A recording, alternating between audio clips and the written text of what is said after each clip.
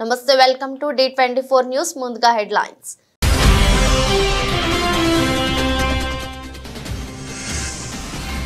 ఆదివాసీల గిరిజనుల అభ్యున్నతికి అధికారులు చిత్తశుద్ధితో కృషి చేయాలి జిల్లా ఉన్నతాధికారులకు రాష్ట్ర గవర్నర్ జిష్ణుదేవ్ వర్మ సూచన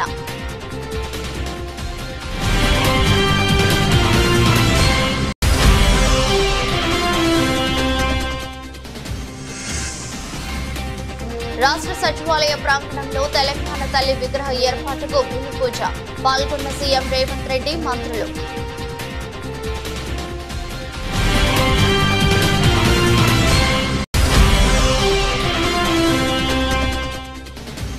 శ్రీకాకుళం నగరంలోని అన్ని డివిజన్లలో మౌలిక సదుపాయాలు కల్పనకు కృషి చేస్తాం పలు చోట్ల రోడ్లపై శంకుస్థాపన చేసిన ఎమ్మెల్యే గొండు శంకర్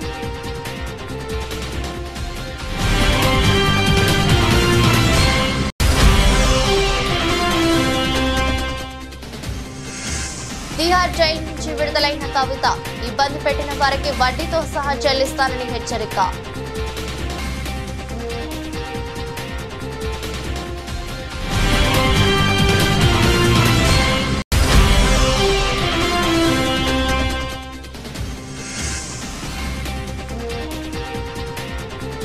నేటి నుంచి ప్యారిస్ పారాలింపిక్స్ భారీ బృందంతో బరిలో భారత్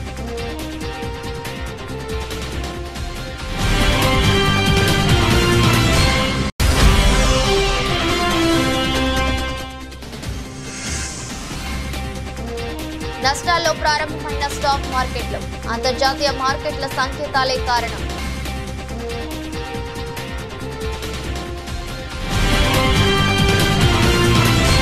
అడవిని నమ్ముకుని జీవించే నిర్మలమైన మనసు గల ఆదివాసీల గిరిజనుల అభ్యున్నతికి అధికారులు చిత్తశుద్ధితో కృషి చేయాలని రాష్ట్ర గవర్నర్ జిష్ణుదేవ్ వర్మ సూచించారు తెలంగాణ రాష్ట్ర గవర్నర్ జిష్ణుదేవ్ వర్మ 3 రోజుల పర్యటనలో భాగంగా ములుగు జిల్లాకు చేరుకున్నారు గవర్నర్ ముందుగా యాదాద్రి జిల్లా పర్యటన అనంతరం రోడ్డు మార్గంలో ములుగు జిల్లా R&B గెస్ట్ హౌస్ కు చేరుకున్నారు సంప్రదాయ నృత్య ప్రదర్శనలతో మహిళలు చిన్నారులు గవర్నర్ కు స్వాగతం పలికారు అనంతరం కలెక్టరేట్ కాన్ఫరెన్స్ హాల్లో జిల్లా ఉన్నతాధికారులతో ప్రత్యేకంగా భేటీ అయ్యారు జిల్లా కలెక్టర్ ఎస్పీ డిఎఫ్ఓ పలు ములుగు జిల్లా సమగ్ర అభివృద్ధికి పవర్ పాయింట్ ప్రెజెంటేషన్ ఇచ్చారు గవర్నర్ జిల్లా అభివృద్ధిపై ఆసక్తి చూపారు ఈ సందర్భంగా ఆయన మాట్లాడుతూ తాను గవర్నర్ గా బాధ్యతలు స్వీకరించిన తొలి పర్యటనగా షెడ్యూల్ ప్రాంతమైన ములుగు జిల్లాను ఎంచుకుని రావడం జరిగిందని పేర్కొన్నారు తాను కూడా గతంలో పంచాయతీరాజ్ రూరల్ డెవలప్మెంట్ మంత్రిగా పనిచేసిన అనుభవం ఉందన్నారు ప్రభుత్వ పథకాలు బాగున్నాయని ప్రశంసించారు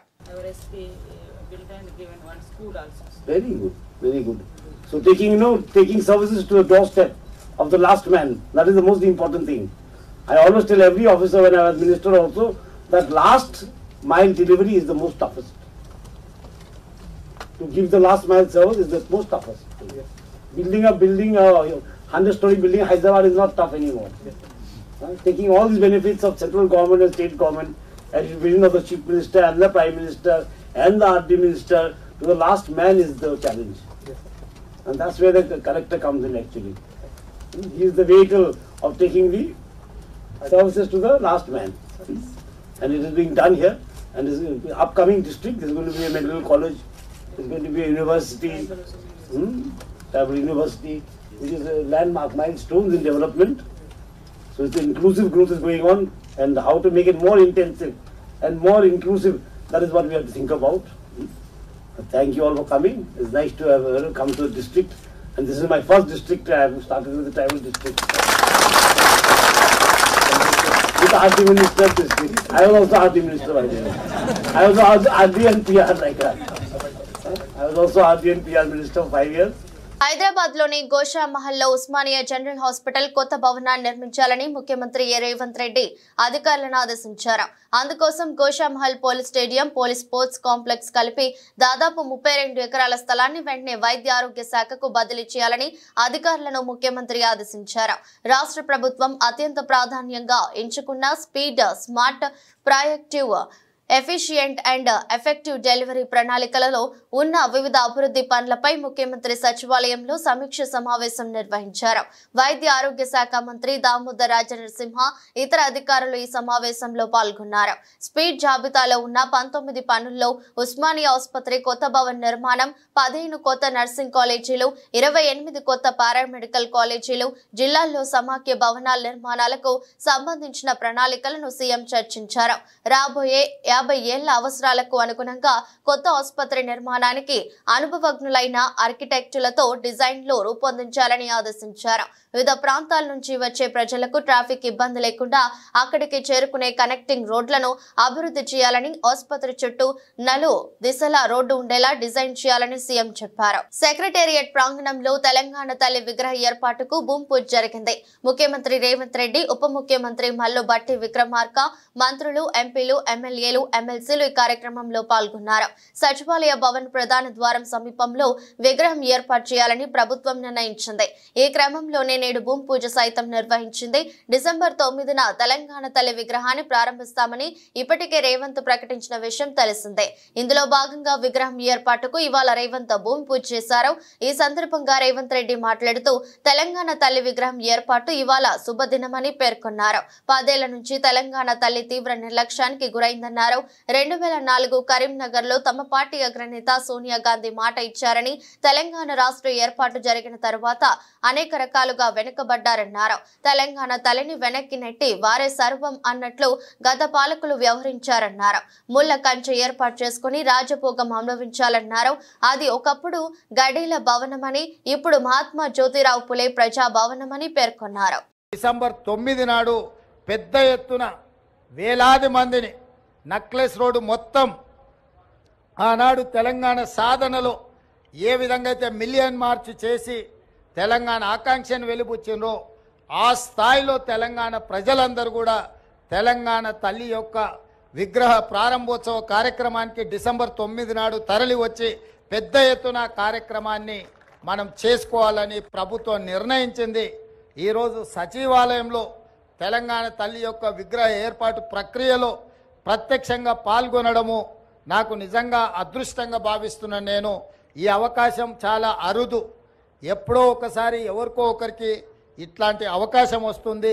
ఈ అవకాశం నాకు రావడం, నా మంత్రివర్గ సహచరులు పెద్దలందరూ ఈ కార్యక్రమంలో నన్ను ముఖ్య అతిథిగా పిలవడం, ఈ కార్యక్రమాన్ని వేద పండితుల సమక్షంలో ఈ కార్యక్రమాన్ని చేసుకోవడం చాలా సంతోషం. మీడియా మిత్రులందరికీ కూడా ఈ కార్యక్రమానికి వచ్చినందుకు మనస్ఫూర్తిగా మీకు అందరికీ అభినందనలు తెలియజేస్తూ పెద్ద ఎత్తున డిసెంబర్ 9 నాడు విగ్రహ ప్రతిష్ట, విగ్రహ ప్రారంభోత్సవ కార్యక్రమాన్ని ఏర్పాటు చేసుకుందామని తెలియజేస్తూ మీ అందరి దగ్గర సెలవు తీసుకుంటున్న మిత్రులారా, ధన్యవాదాలు. బీఆర్ఎస్ ఎమ్మెల్సీ కవిత తిహార్ జైలు నుంచి విడుదలయ్యారు. ఢిల్లీ మద్యం పాలసీ కేసులో దాదాపు 6 నెలల క్రితం అరెస్ట్ అయిన కవితకు సుప్రీంకోర్టు ఇవాళ బెయిల్ మంజూరు చేసింది. దీంతో ఆమె జైలు నుంచి విడుదలయ్యారు. రాత్రి 8 గంటల తర్వాత ఆమె జైలు నుంచి బయటకు వచ్చారు. బయటకు రాగానే తన కుటుంబ సభ్యులను చూసి ఆమె భావోద్వేగానికి లోనయ్యారు. భర్త అనిల్, సోదరుడు కేటీఆర్, హరీష్ రావు, శ్రీనివాస్ గౌడ్ తదితరులు జైలు నుంచి బయటకు వచ్చిన కవితకు ఘన స్వాగతం పలికారు. భర్త అనిల్ ను, సోదరుడు కేటీఆర్ ను, కొడుకు హత్తుకొని కవిత కన్నీటి పర్యంతమయ్యారు. నేను కేసీఆర్ బిడ్డను, తెలంగాణ బిడ్డను, తప్పు చేసే ప్రసక్తే లేదు. అనవసరంగా జైలుకు పంపించి జగముండిని చేశారని బీఆర్ఎస్ ఎమ్మెల్సీ కవిత అన్నారు. తిహార్ జైలు నుంచి విడుదలైన అనంతరం ఆమె మీడియాతో మాట్లాడుతూ, ఓ తల్లిగా 5.5 నెలలు పిల్లలను వదిలి జైల్లో ఉండటం చాలా బాధగా ఉందని కన్నీటి పర్యంతమయ్యారు. తనను ఇబ్బంది పెట్టిన వారికి వడ్డీతో సహా చెల్లిస్తానని హెచ్చరించారు. ఆ సమయం త్వరలోనే రాబోతుందన్నారు. తాను కేసీఆర్ బిడ్డనని, మొండిదాన్ని అని, మంచిదాన్ని అని వ్యాఖ్యానించారు. తాను 18 ఏళ్లుగా రాజకీయాల్లో ఉండి ఎన్నో ఎత్తుపల్లాలను చూశానన్నారు. కానీ ఈసారి కుటుంబానికి దూరంగా ఉన్నానని ఆవేదన వ్యక్తం చేశారు. తనకు, తన కుటుంబానికి అండగా ఉన్న వారికి ఆమె ధన్యవాదాలు తెలిపారు. తాము ప్రజాక్షేత్రంలో మరింత గట్టిగా పనిచేస్తామన్నారు. తాము ఫైటర్లమని, చట్టబద్ధంగా రాజకీయంగా పోరాటం చేస్తామన్నారు.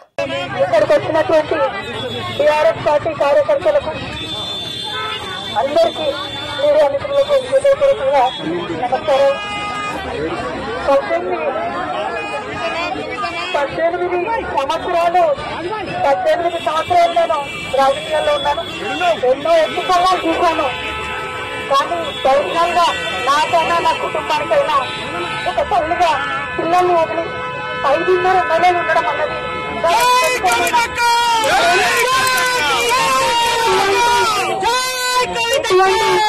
నన్ను నా కుటుంబాన్ని సాధించడానికి తప్పకుండా వడ్డీ సమేతంగా చెల్లిస్తాం. సమయం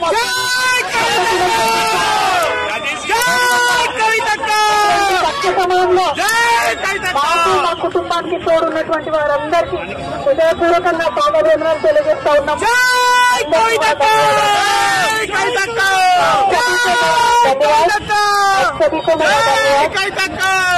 5.5 महीने के बाद आज फैमिली से, मेरे बेटे से, पति से, मेरे भाई से, सबसे मुझसे थोड़ा हम भावुक हो गए हैं.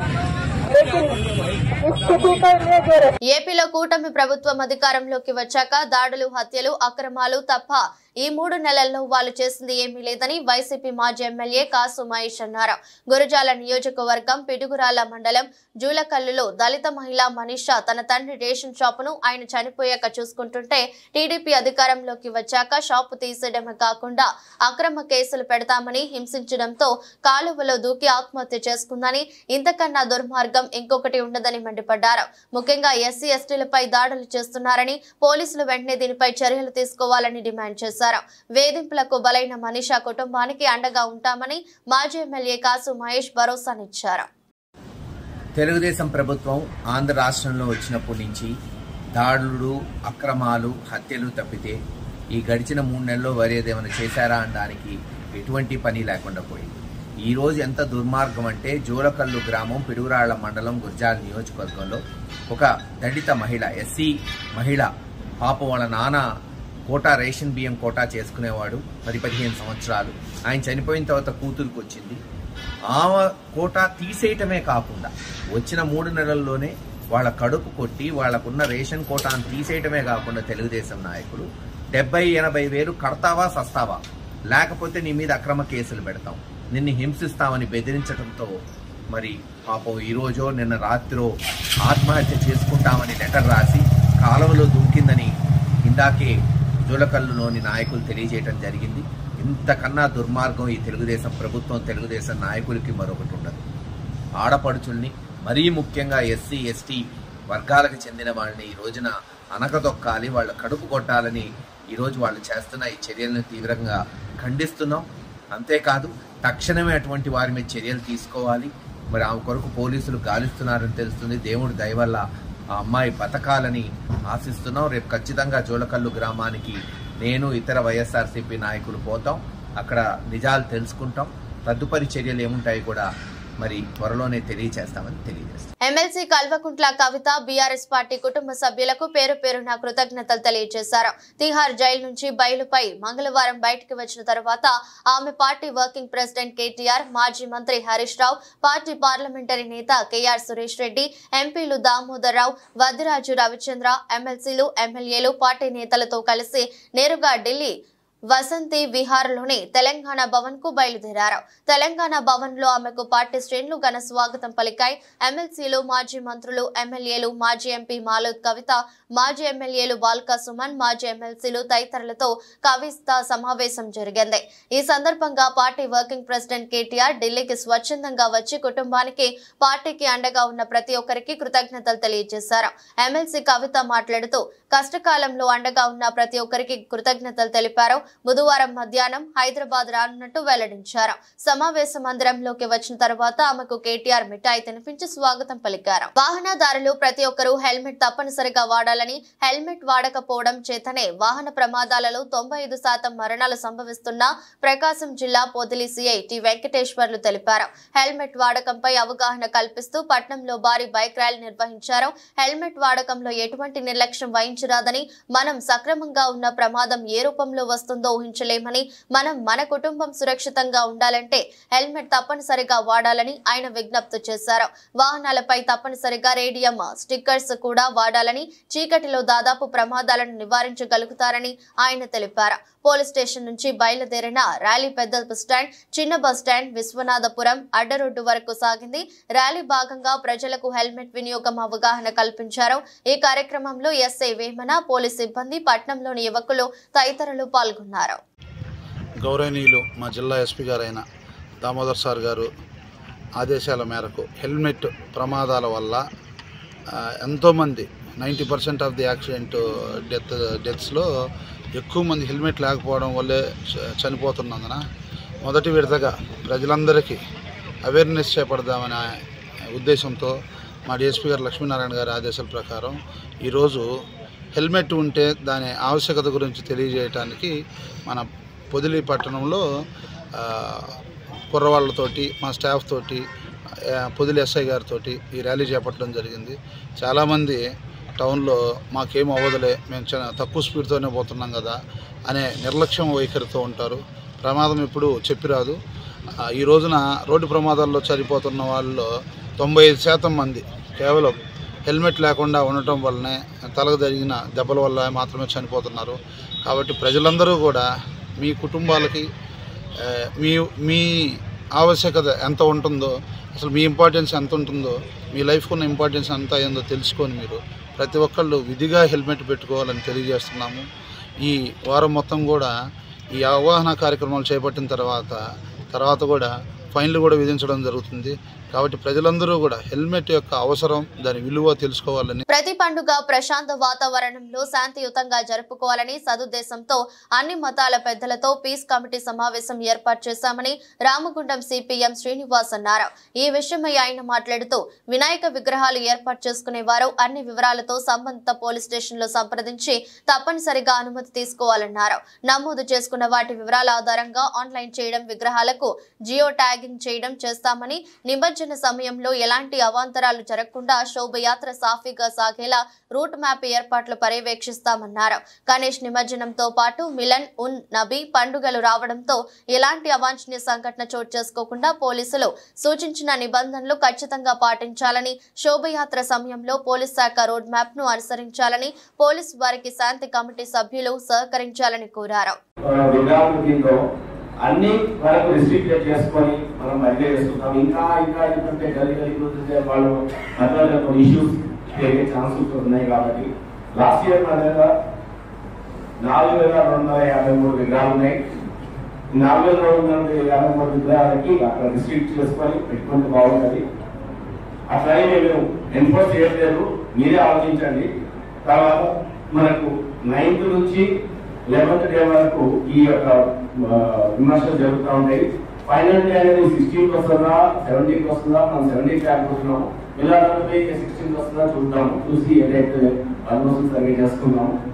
తర్వాత ఈ బందోబస్తు చేసినప్పుడు తర్వాత ఈ బంధువులు కూడా పిల్లల్ని చూసుకోవడము, తర్వాత మహిళలు వస్తుంటే వాళ్ళకి పూజా ప్రసాదాలు చేయడము చేసినప్పుడు కానీ, తర్వాత ఆక్కాయలు కానీ ఇట్లాంటివి లేకుండా మా షీటింగ్స్ అన్ని అలర్ట్ గా ఉంటాయి.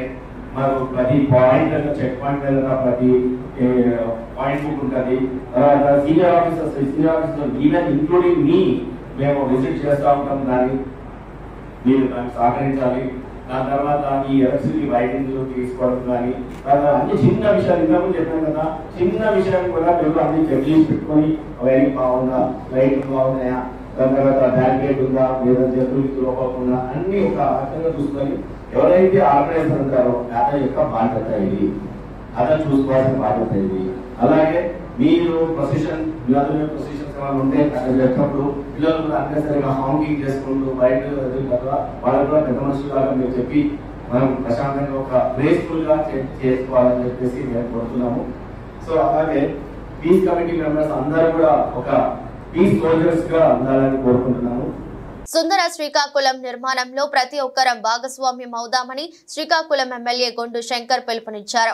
నగరంలోని బలగా ఎంపీడీఓ కార్యాలయం సమీపంలో మేజర్ కాలనీ తదితర ప్రాంతాల్లో సిమెంట్ రోడ్లకు బుధవారం శంకుస్థాపన చేశారు. స్థానికుల కోరిక మేరకు మేజర్ కాలనీలో జంగిల్ క్లియరెన్స్ చేయించారు.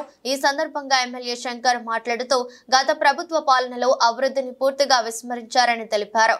అనేక డివిజన్లో కనీస మౌలిక సదుపాయాలు కూడా నోచుకోక ప్రజలు అవస్థలు పడుతున్నారు తెలిపారు. ప్రజలు తనను ఏ నమ్మకంతో గెలిపించారో వారికి అన్ని విధాల సౌకర్యాలు కల్పించి వారి నమ్మకాన్ని నిలబెట్టుకుంటానని చెప్పారు. ఇప్పటికే నగరంలోని అన్ని డివిజన్లలో కాలువల్లోని పూడికతీత పనులు పూర్తి చేశామని చెప్పారు. అందరికీ నమస్కారం. ఈరోజు మేజర్స్ కాలనీలో ఇన్ని ఇల్లులు ఉన్నప్పుడు కూడా ఇంతవరకు వీళ్ళకి మున్సిపల్ వాటర్ ఫెసిలిటీ లేదు. అందుకు ఇక్కడ మహిళలందరూ వచ్చి అభ్యర్థన జరిగింది. అలాగే ఎలక్షన్ ముందు కూడా అడగడం జరిగింది. 2-3 సార్లు గ్రీవెన్స్కి కూడా వెళ్ళడం జరిగింది కమిషనర్ గారు అంతా. అందుకు దీనికి ఆల్రెడీ 4.5 లక్షలతో ఈ ఒక లైన్కి అయితే పైప్ లైను శాంక్షన్ అయినప్పటికి కూడా పక్క స్ట్రీట్కి కూడా దీనికి కంటిన్యూషన్గా చేయడమని ఇప్పుడే తక్షణమే మనం ఉత్తర్వులు ఇవ్వడం జరిగింది. అలాగే దీనికి రోడ్సు, దీనికి ప్యారలల్గా ఉన్నదానికి ఆ రోడ్డు, ఈ రోడ్డు ప్లస్ డ్రైన్స్ ఈ 2 కూడా ఎస్టిమేషన్ వేసి ఇమ్మీడియట్గా యుద్ధ ప్రాతిపదికన దీనికి టెండర్ కాల్ఫర్ చేసి వర్క్స్ పనులు చేపడతామని కూడా ఈ సందర్భంగా కాలనీ వాసులందరికీ తెలియజేస్తూ వీలైనంత తొందరగా ఈ పనులు కంప్లీట్ చేస్తామని మీకు తెలియజేసుకుంటూ సంగారెడ్డి జిల్లాలో డెంగ్యూ వైరల్ ఫీవర్ కేసులు పెరుగుతున్న నేపథ్యంలో కలెక్టర్ వల్లూరి క్రాంతి ఆకస్మిక తనిఖీలు నిర్వహించారు. ఆందోళ్ 7వ వార్డులో బస్తీ దవాఖానాను జిల్లా కలెక్టర్ వల్లూరి క్రాంతి ఆకస్మికంగా తనిఖీ చేశారు. జోగిపేట 100 పడకల ప్రభుత్వ ఆసుపత్రిని ఆకస్మికంగా తనిఖీ చేసి డెంగ్యూ కేసులపై ఆరా తీశారు. స్వయంగా వార్డుల్లో తిరుగుతూ వైద్యం అందుతున్న తీరుపై డెంగ్యూ పేషెంట్లను కలెక్టర్ అడిగి తెలుసుకున్నారు. పేషెంట్ల నుండి వస్తున్న ఫిర్యాదులలో డాక్టర్లపై అసహనం వ్యక్తం చేశారు. డెంగ్యూ కేసులు నమోదవుతున్న నేపథ్యంలో ర్యాపిడ్ టెస్టులు నిర్వహించి వైద్యులు అందించాలని కలెక్టర్ డాక్టర్లను ఆదేశించారు. మున్సిపాలిటీలో వార్డ్స్ పర్యవేక్షించడం జరిగింది. ప్రతి వార్డులో కూడా మున్సిపాలిటీ తరపు నుంచి 3 మెంబర్స్తో ఒక టీం అన్నది వేయడం జరిగింది. ఇక్కడ మెప్మా నుంచి రిసోర్స్ పర్సన్స్, హెల్త్ నుంచి ఆశా ఏఎన్ఎంస్, అలానే మున్సిపాలిటీ నుంచి వార్డ్ స్పెషల్ ఆఫీసరు, అలానే శానిటేషన్ జవాన్స్తో ప్రతి వార్డుకు కూడా ఒక టీం వేయడం జరిగింది. ఈ టీం వాళ్ళు ప్రతి ఇంటికి కూడా తిరిగి ఆ ఇంట్లో శానిటేషన్ మెయింటైన్ చేస్తున్నారా లేదా, నీళ్లు నిల్వ లేకుండా చేస్తున్నారా లేదా, ఎక్కడైనా నీళ్లు నిల్వ ఉంటే వాటిని తొలగించడం, అక్కడున్న ఇంటి వాళ్ళకి అవేర్నెస్ చేయడం, ఆ ఇంటి వాళ్ళలో ఎవరికైనా జ్వరం ఉంటే ఇమీడియట్గా వాళ్ళకి మెడికల్ ట్రీట్మెంట్ ఇవ్వడం, ఇవన్నీ కూడా చేసే విధంగా మనం టీమ్స్ ఏర్పాటు చేసి ప్రతిరోజు కూడా డ్రై డే పాటించాలి అనే ఒక అవేర్నెస్ కార్యక్రమాలు మనము ఆందోళన మున్సిపాలిటీలో టేకప్ చేయడం జరిగింది. ఇక్కడ మొత్తం 17 వరకు ఇప్పుడు డెంగ్యూ కేసెస్ రావడం జరిగింది. ఏరియా హాస్పిటల్ కూడా దీంట్లో భాగంగా ఇన్స్పెక్ట్ చేయడం జరిగింది. దీంట్లో ఎవరైతే డెంగ్యూ పాజిటివ్ వచ్చారో వారి ట్రీట్మెంట్ ఏ విధంగా ఇస్తున్నారన్న తెలుసుకోవడం జరిగింది. ఇంతవరకు అయితే 100% అందరికీ కూడా జ్వరాలు తగ్గి ఎటువంటి ఇబ్బంది లేకుండా కూడా వాళ్ళు తిరిగి వెళ్ళడం జరిగింది. కాబట్టి ప్రజలందరికీ కూడా విన్నవించేది ఏంటంటే ఇంటి లోపల పరిశుభ్రత అన్నది చాలా చాలా ఇంపార్టెంట్. ఇంటి బయట కూడా పరిసరాల్లో కూడా పరిశుభ్రత అన్నది మెయింటైన్ చేయాలి. ఎక్కడ కూడా నీరు నిల్వ లేకుండా చేయాలి. నీరు నిల్వ ఉంటేనే దాంట్లో ఈ డెంగ్యూ దోమల యొక్క ఎగ్స్ లార్వా నుంచి దోమలు వచ్చే అవకాశం ఉంటుంది. కాబట్టి నీరు నిల్వ లేకుండా చూసే విధంగా ప్రజలందరూ కూడా జాగ్రత్త వహించాలని కోరుతున్నాను. Thank you. హైదరాబాద్ లో మరో దారుణం వెలుగు చూసింది. ఓయూ రూమ్ లో రహస్యంగా సీసీ కెమెరాలు పెట్టాడు ఓ దుర్మార్గుడు. రూమ్ లో దిగిన వాళ్ళ వీడియోను చిత్రీకరించాడు. తర్వాత ఆ వీడియోలు చూపించి బ్లాక్ మెయిలింగ్ కు పాల్పడ్డాడు.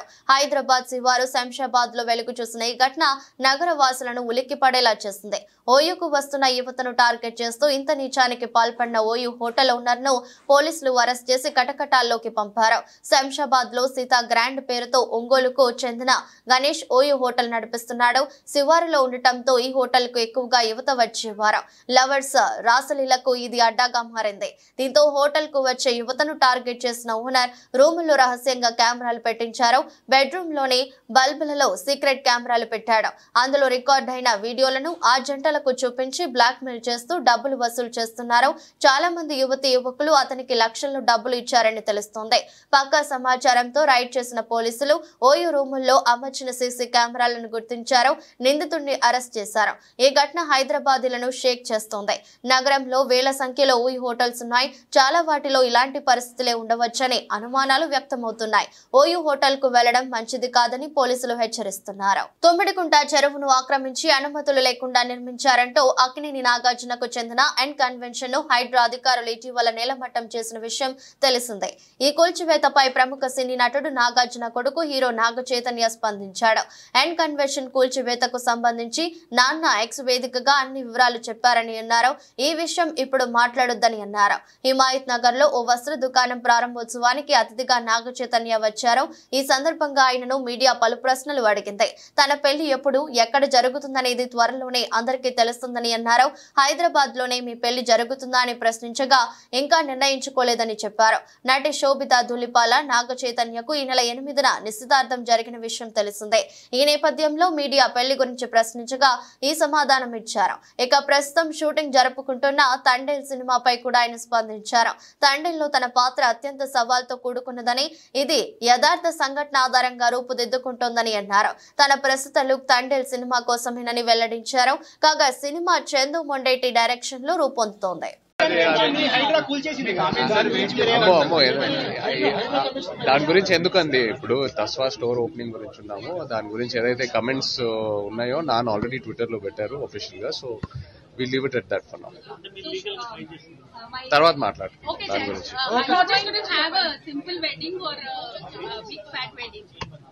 I don't know what is a big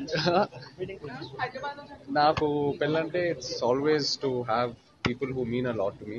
It doesn't have to be big, but the people who mean a lot to me, and also keeping all the cultures and traditions in mind. So that's how I like that.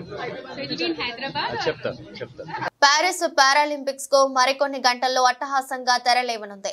సుదీర్ఘ Olympics చరిత్రలో కని విని ఎరుకని రీతిలో చారిత్రక scene నదిపై ఆరంభ వేడుకలతో ప్రపంచ దృష్టిని ఆకర్షించిన పారిస్ మరోమారు అలరించేందుకు ముస్తాబవుతోంది. తమ చారిత్రక వారసత్వాన్ని, వైభవాన్ని ప్రపంచానికి పరిచయం చేసేందుకు ఫ్రాన్స్ విభిన్న కళారీతులతో అనువిందు చేయనుంది. 12 రోజుల పాటు సాగనున్న మెగా టోర్నీలో మొత్తం 4400 మంది పారా అథ్లెట్లు 22 క్రీడాంశాల్లో 549 పథకాల కోసం పోటీ పడనున్నారు. ఇక భారత్ విషయానికొస్తే ఈసారి 84 మందితో 12 విభాగాల్లో పథకాల వేట కొనసాగించనుంది.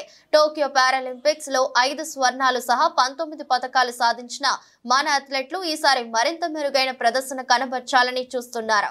పారిస్ పారాలింపిక్స్ లో ఈసారి ఖచ్చితంగా పథకం సాధిస్తారన్న వారిలో తెలంగాణ యువ అథ్లెట్ జీవాంజీ దీప్తి, మరియప్పన్, తంగవేలు, యోగేష్ కదునియా, శీతల్ దేవి, కృష్ణా నాగర్, సుహాస్ యతిరాజ్, భవి నాబెన్ పటేల్ ముందున్నారు. గత 2 వారాలుగా స్వల్ప లాభాల్లో ట్రేడ్ అవుతున్న స్టాక్ మార్కెట్లు బుధవారం స్వల్ప నష్టాలతో ప్రారంభమయ్యాయి. భౌగోళిక రాజకీయ పరిస్థితుల కారణంగా అంతర్జాతీయ మార్కెట్ల నుంచి మిశ్రమ సంకేతాలు అందుతున్నాయి. దీంతో ఇన్వెస్టర్లు అలర్ట్ అవుతున్నారు. తద్వారా ఇవాళ స్టాక్ మార్కెట్ ప్రారంభమైనప్పటికీ సూచీలు ఒడుదుడుకులకు ఎదుర్కొంటున్నాయి. బుధవారం ఉదయం 9:40 ప్రాంతంలో ట్రేడింగ్ ను లాభాలతోనే మొదలుపెట్టిన సూచీలు కాసేపటికే నష్టాల్లోకి జారుకున్నాయి. ఉదయం 10:05 సమయంలో సెన్సెక్స్ 15.85 పాయింట్ల నష్టంతో 81,695, నిఫ్టీ 9.80 పాయింట్ల నష్టంతో 25,007 వద్ద ట్రేడ్ అవుతోంది. డాలర్తో రూపాయి విలువ 2 పైసలు క్షీణించి 83.95 వద్ద కొనసాగుతుంది. నిఫ్టీలో లాభాల్లో LTI, mind tree, Mahindra and Mahindra, Tata Motors, Titan company, IndusInd bank షేర్లు ఉండగా Bajaj Finserv, hero Motors, Tata steel, HCl technologies, ONGC నష్టాల్లో నడుస్తున్నాయి. అమెరికా డాలర్ ఇండెక్స్ 100.5 పాయింట్లకు చేరింది. వాలర్ క్రూడ్ ఆయిల్ ధర 80 అమెరికన్ డాలర్లకు చేరుకుంది. S&P 500 సూచి 0.16%, నాస్డాక్ 0.16%, డో జోన్స్ 0.02% లాభపడ్డాయి. చైనా షాంఘై సూచి 0.22%, జపాన్ నిక్కీ 0.08%, ఆస్ట్రేలియా ASX సూచి 0.35% మేర తగ్గిపోయాయి. కాగా అమెరికా మార్కెట్లు మంగళవారం లాభాల్లో ముగిశాయి.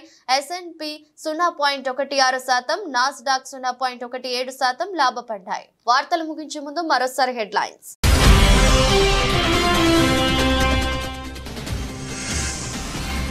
ఆదివాసీల గిరిజనుల అభ్యున్నతికి అధికారులు చిత్తశుద్ధితో కృషి చేయాలి. జిల్లా ఉన్నతాధికారులకు రాష్ట్ర గవర్నర్ జిష్ణుదేవ్ వర్మ సూచన.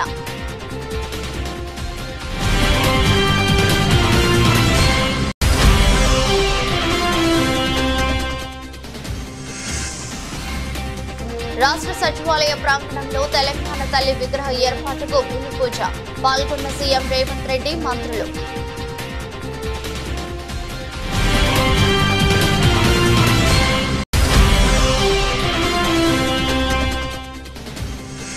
శ్రీకాకుళం నగరంలోని అన్ని డివిజన్లలో మౌలిక సదుపాయాలు కల్పనకు కృషి చేస్తాం.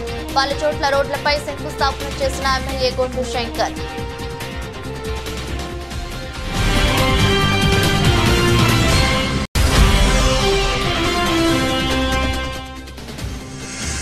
తిహార్ జైలు నుంచి విడుదలైన కవిత ఇబ్బంది పెట్టిన వారికి వడ్డీతో సహా చెల్లిస్తానని హెచ్చరిక.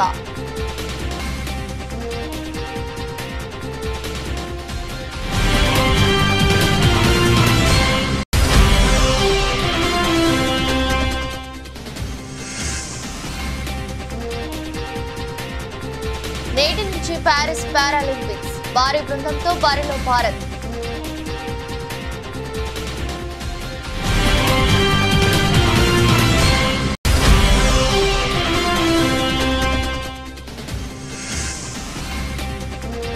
నష్టాల్లో ప్రారంభమైన స్టాక్ మార్కెట్లు అంతర్జాతీయ మార్కెట్ల సంకేతాలే కారణం.